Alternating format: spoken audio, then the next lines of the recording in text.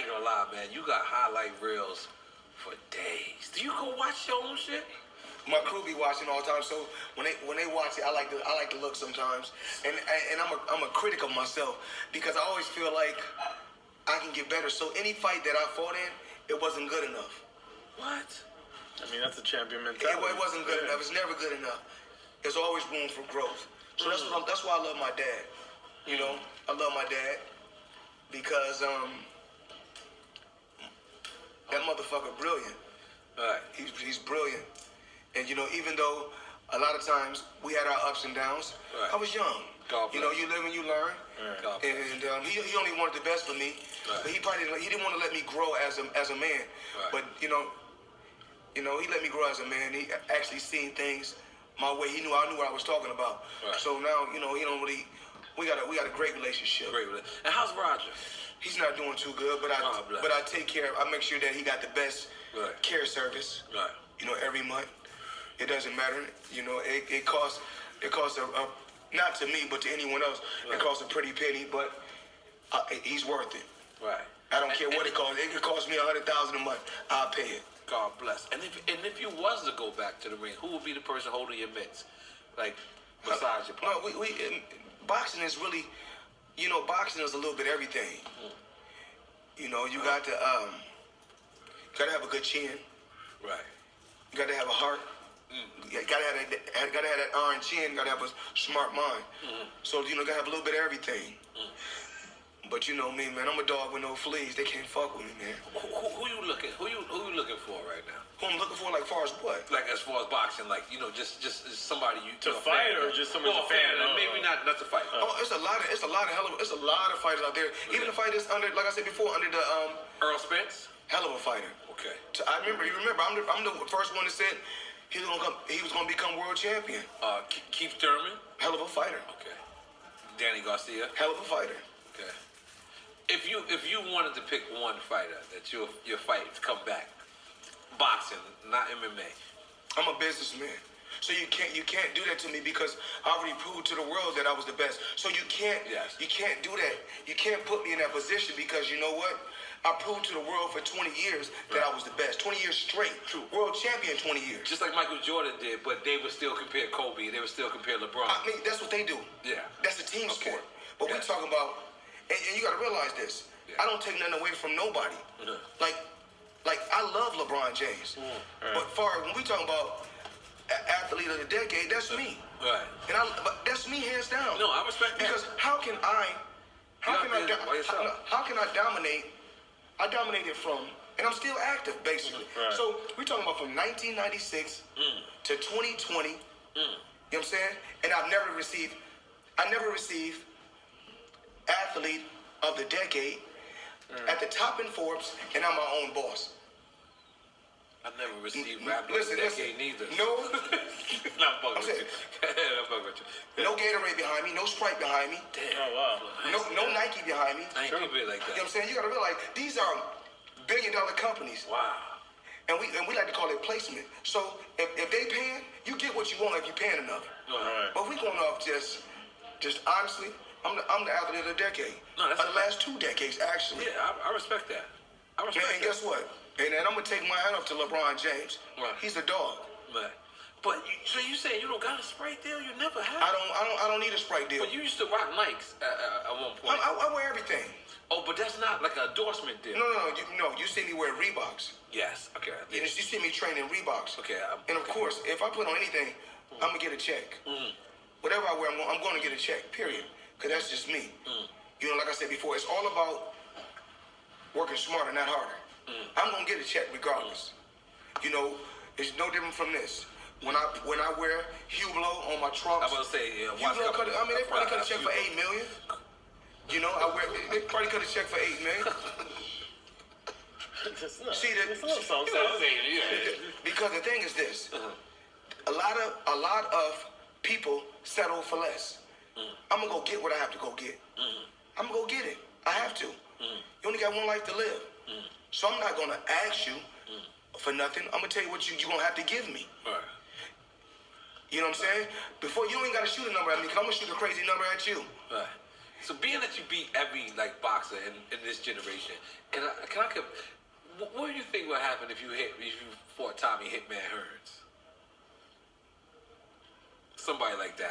This is just what is it called? Hypothetical. The thing is this. He can dish it, right? He can dish it out. Motherfucker got power. Motherfucker got good boxing skills and all that, right? But the thing is this. When you're not able to hit the target now, you get tired. Right. And we already seen that he's been clipped in 3. He's been clipped before. So anytime you match, there's no green print on how to beat me. There's a green print on how to beat him. And I got to tell the world, like I said before, the Floyd Mayweather, how we do, we call it the green print, the money print, basically. So everybody else call it the blueprint. We call it the green print. Right. There's no green print on how to beat me, period. But once, like I said before, there's a way to beat him. Because you go look, if you got one loss, you lost because there's a way to beat you. Right. If I ain't got no loss, no matter what you say, he won a round, that's not good enough. Right. It's real shit. So in your mind, you don't rate anybody as your fiercest opponent that you fought. I feel like you don't. Like if you beat them, it's done. You don't rate them, do you? Do you have anybody as your fiercest opponent? Like what you mean, like fierce? Like whoever was the toughest to beat. In your mind, you feel like this is the dude. Well, but a lot of times it's me. It's up to me. Right. I can make things tough on myself. A lot of times. Well, a lot of times I can stand toe to toe when I really should be moving. So, and remember, if a guy win a few toe-to-toe rounds, if he win a few toe-to-toe rounds, then they be like, yo, he won the fight. But then when I'm moving, usually you losing around period. yes. And so if I'm moving around a lot, right. Because the name of the game is to hit and not get hit. Right. Because when you hit and not get hit, you keep all your faculties. You're still sharp. You make smart investments. You know what I'm saying? And you're able to communicate and run around with your family and do things in a positive, a great way, and you got a great mind.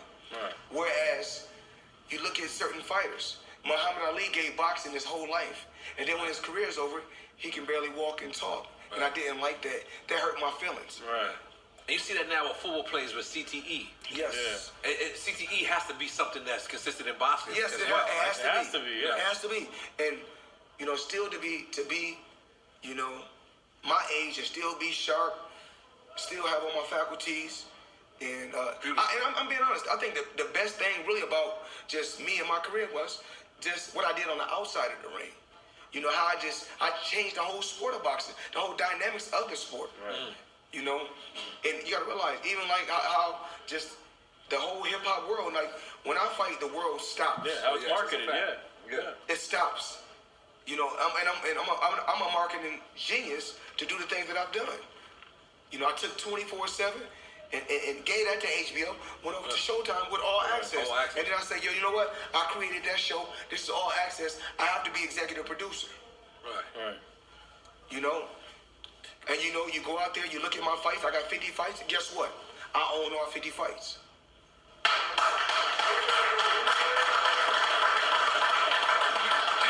That was the most interesting thing about boxing to me is like a 24/7 all access, because no matter who the person is, they have to make this boxer seem interesting.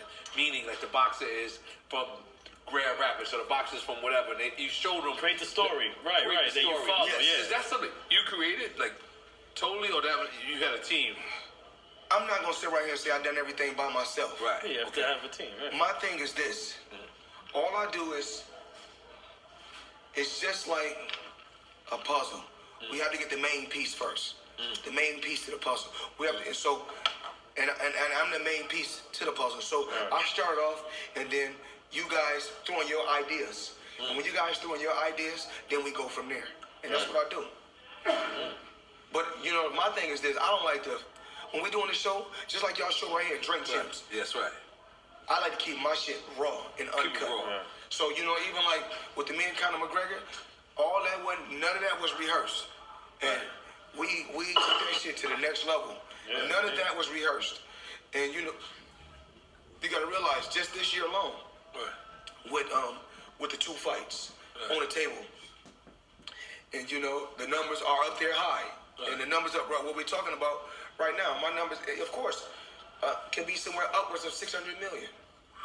And we talking about, and like I said before, I even talked about fighting Khabib and Conor in the same day. I'll fight one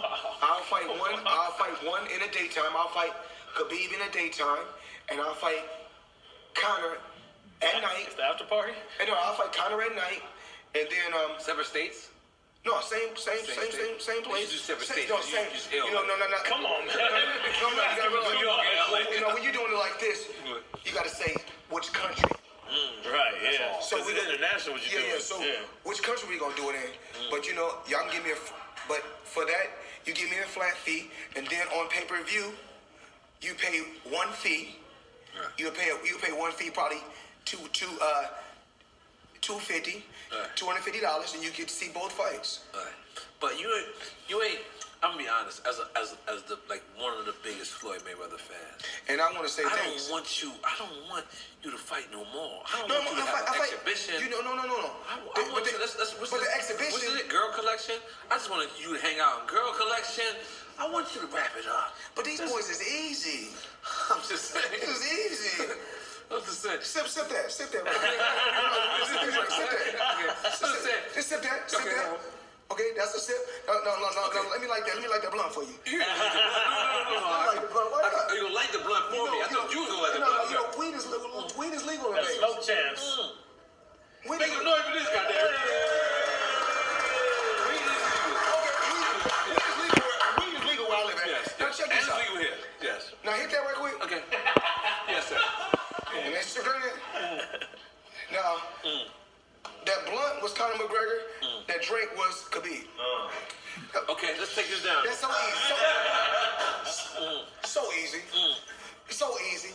Now I'm just saying, Floyd. I'm just being honest. Yo, But I want to. you gave so much to the sport. You gave so much to black people. You gave so much to people that come from the ghetto. That can say, you know what, I can start from here and I can end here. Yes. So you know what, as a person that I protect you. But I'm a businessman now. I know. See, this is not fights. It's called entertainment. Jesus, This is called I entertainment. can't argue with this at all. I'm trying to find an angle to argue. I can't. But for real, I gotta really say, because a lot of times I do these interviews, and I don't really talk about, my right hand man. So I must talk about the Harlem Hot Boy, aka P. Rilla. That's my nigga. Because a lot of people don't know, he's behind the scenes. He's behind the scenes, and he make a lot of shit happen. Goddamn. And he don't never. Great nigga. He's never came to me once and said, you know what? Give me props, and he good. Yeah. But and he put a lot of power